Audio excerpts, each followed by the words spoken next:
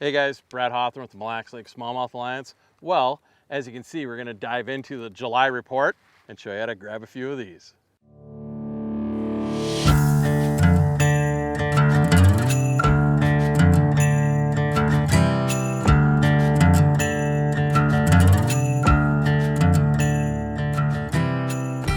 So with the late spring, our water temperature is just kind of getting back to where it should be. So, you know, July, you'd think 70 to 80 degrees. Typically 80 is getting a little hot for Mille Lacs, but that 70 degree mark, 74, 73 is definitely where we should be at on Mille Lacs right now. But we had such a late spring that our water temps just got up there within the last week. So what we're seeing is there's a lot of overlap in different techniques. You know, typically jerk bait, we saw the jerk bait work for a tremendously long time this year. I mean, about a month and a half. We actually just kind of threw it away, stopped using it a couple weeks ago. So with that, keep that in mind when you come up to Mille Lacs in July. That core water temp is probably not gonna get up there into that 80 degree mark like it has in years past, just because we're simply kind of running out of time. I know I don't want to burst anyone's bubble.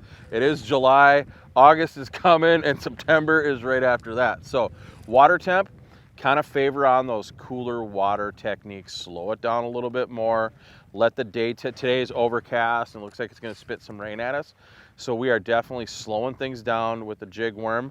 And we did have a hookup on a crankbait earlier today, but jig worm on your dog days of summer, your cold front, your rain, your overcast is definitely what you're going to want to stick with.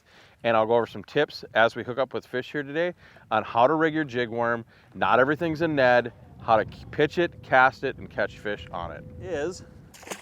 Look at that, just big old thud, big old 4-pounder kerplunk.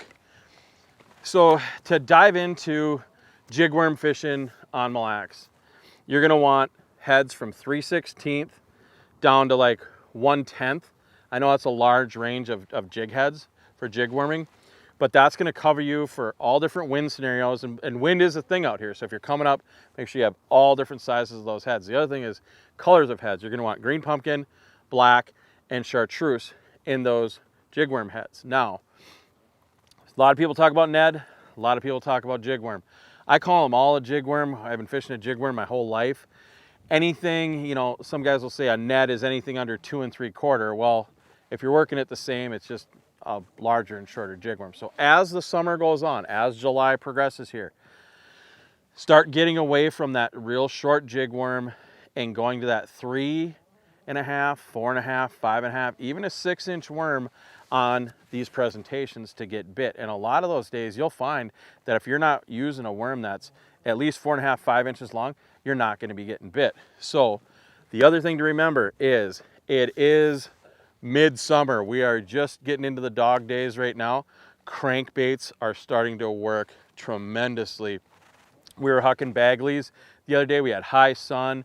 It was a power fishing deal where you had to just hit as many spots as possible and make 5 or 6 casts, 10 casts on each spot, grab a fish if they were going to bite, and keep moving on. And that's where that Bagley bite out here is absolutely tremendous. So for you guys coming up, jig worms, crankbaits, and if you have to, get in on that deep drop shot stuff. It's just starting, and I think what we'll see here in the next couple weeks is probably the next report. Whoever's got the next report for the Mille Lacs Smallmouth Alliance, my guess is that they're going to be on that drop shot 100% of the time. So remember, have your good starting colors, have a crankbait rigged, ready to go at a moment's notice, and have all those head sizes in the jig worms and a multitude of different colors. Come on up here, cast from 7 to 12 feet with these jig worms and crankbaits, and you will get bit.